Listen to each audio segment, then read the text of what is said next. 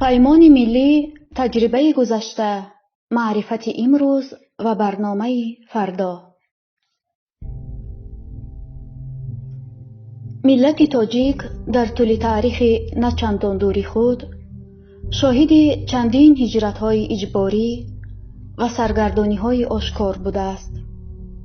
هجرت‌هایی که باعث جدایی‌ها و پراکندگی‌های فراوان شدند و ملت هم به شکل‌های مختلف از آنها درس گرفته است. از جمله پس از شکست امارت بخارا، تاجیکان مجبور شدند به افغانستان هجرت نمایند. اما آن زمان مهاجران نتوانستند دوباره به وطن برگردند، زیرا شرایط منطقه طور رقم خورده بود که در آن نه تنها کسی از تاجیکان حمایت نمی کرد، بلکه برخی به خاطر منافع و ملاحظاتشان علیه آنها موقع گرفتند. بنابراین تاجیکان پس از آن هجرت دیگر به وطن برنگشته در کشورهای مختلف دنیا پراکنده شدند.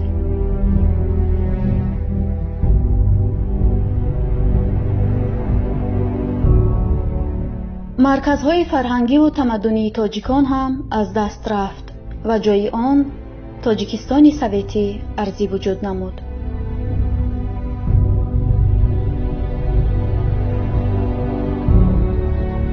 ملت تاجیک با وجود تلاش‌های فراوان حکومت شوروی و یکی از ابرقدرت‌های جهان توانست هویت و اصالت خود را حفظ کند و آهسته آهسته دوباره به اصل خویش برمیگشت که بار دیگر زیر تاخت و تاز بیگانگان ماند.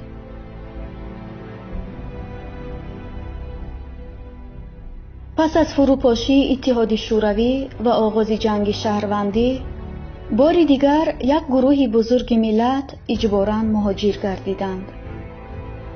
اما هنگام هجرت دوم شرایط منطقه تا حدودی برای تاجیکان مساعد بود.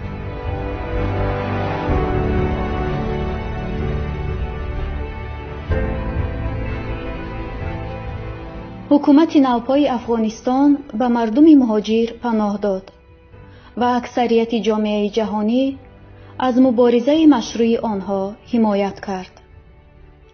مردم مهاجر هم در آن دوران گرد هم جمع آمدند و نوابسته از حزب و سازمان و فکر و عقیده‌شان با هم اتحاد نیروهای اپوزیسیون تاجیک را تشکیل دادند که بعدها با نام کوتاه اینات یاد می‌شد.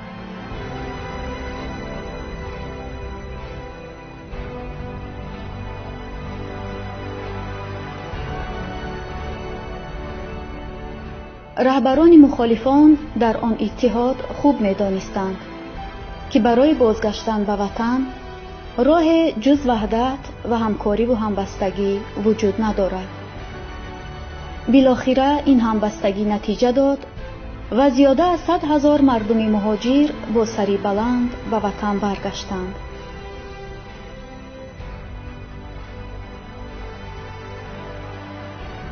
اما گروهی که دم از وحدت و آبادی و آرامی کشور می‌زدند، وقت شرایط را مناسب و فضای منطقه را بر وفق مرادشان دیدند، دست به انتقامگیری آشکار زدند. با بهانه امنیت و ثبات و آرامی دوباره به کشتار و زندانی کردن مخالفان شروع کردند. پس از راه اندازی شورش اداره شونده عبدالحلیم نظرزاده، اکثریت کسانی را که به گونه در حادثه های سالهای 90 شرکت داشتند از بین بردند. حتی به خویشاوندان و نزدیکانشان هم رحم نکردند. بنابراین مردم زیادی از روشنفکران و خبرنگاران سر کرده تا اعضایان حزب نهضت اسلامی تاجیکستان و دیگر حزب و سازمان ها بار دیگر مجبور به هجرت شدند. باز هم هجرت، ولی این بار به مراتب دورتر و در قاره اروپا.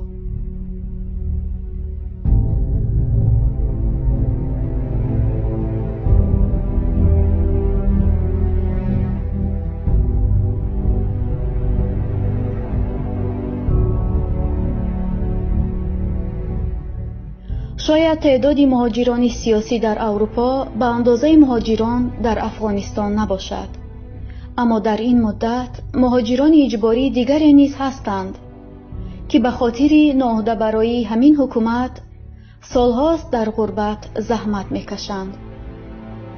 مهاجرانی که به خاطر تأمین زندگی خانواده‌هایشان سالها در مهاجرت میمانند و بودجه را که تنها در اختیار یک خانواده است پر میکنند و در این راه سالانه بیش از 1000 نفرشان جان خود را از دست میدهند.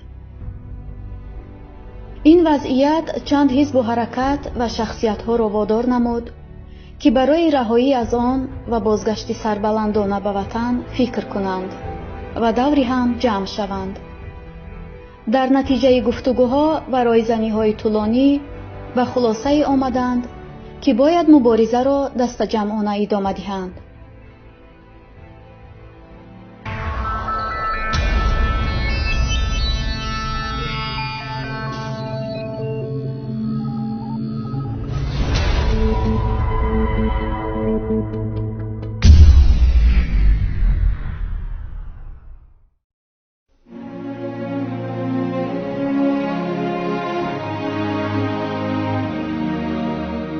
اساسیاسیون مهاجران آسیای مرکزی، انجمن آزاداندیشان، جنبش اصلاحات و رشد و حزب نهضت اسلامی تاجیکستان با هم سازمانی را تحت عنوان پیمان ملی تأسیس نمودند تا فعالیت‌های خود را در زیر آن هماهنگ پیش برند.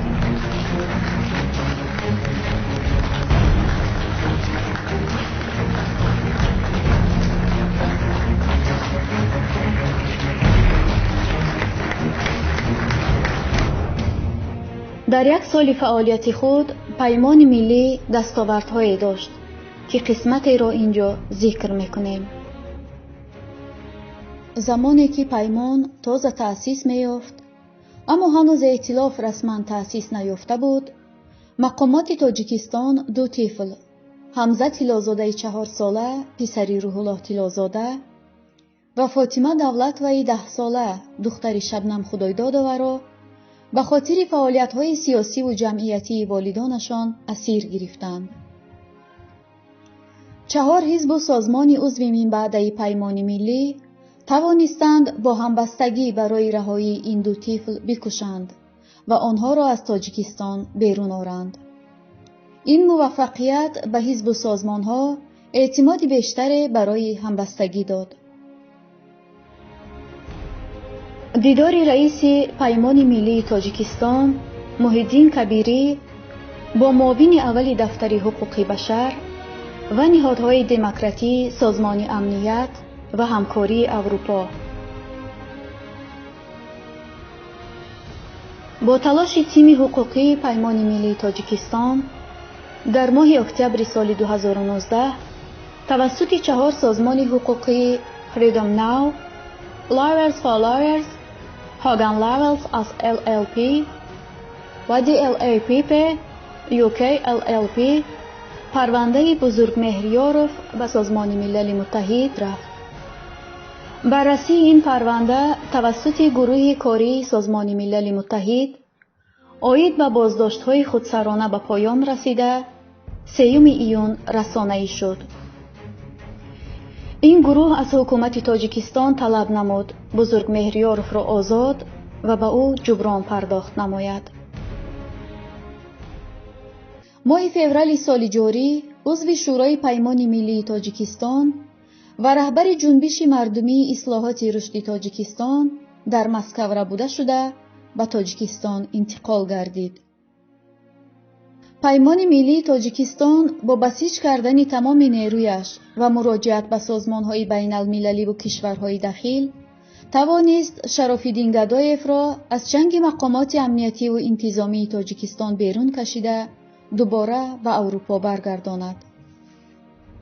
همچنین با تلاش تیم حقوقی پیمان ملی تاجیکستان در تاریخ 21 می سال 2019 پرونده معاون اول رئیس حزب نهضت اسلامی تاجیکستان سید عمر حسینی و همچنین 10 عضو شورای سیاسی و ریاست عالی حزب نهضت اسلامی تاجیکستان نیز توسط فریدم ناو به گروه کاری سازمان ملل متحد عاید به بازداشت‌های خودسرانه سپرده شد.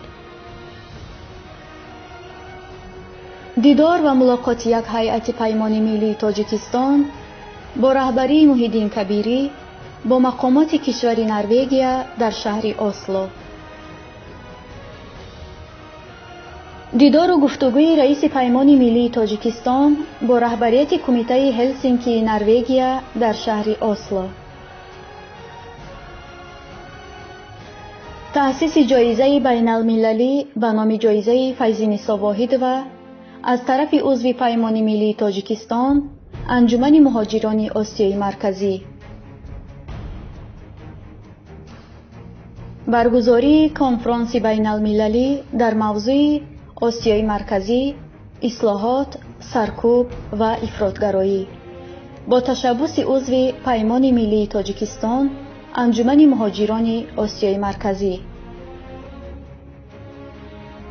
در این یک سال پیمان ملی همواره کنار مردم کشور بود و در همه مشکلات از مردم کشور دستگیری و حمایت حقوقی را رسانه‌ای کرد. از جمله در حوادث چون قضیه ولایت مختار کوهستان بدخشان در اکتبر 2018، فاجعه زندان خوجند، بالا بردن قیمت اینترنت، فاجعه زندان کرپیچنی، مرگ مشکوک 14 زندانی، درگیری‌ها در مرز تاجیکستان و قرقیزستان و غیره. این سال می شود گفت زمان طفولیت و روی پای خود شدن پیمان ملی بود. امید می رود سال دوم فعالیت پیمان به مراتب گسترده‌تر و مؤثرتر خواهد شد.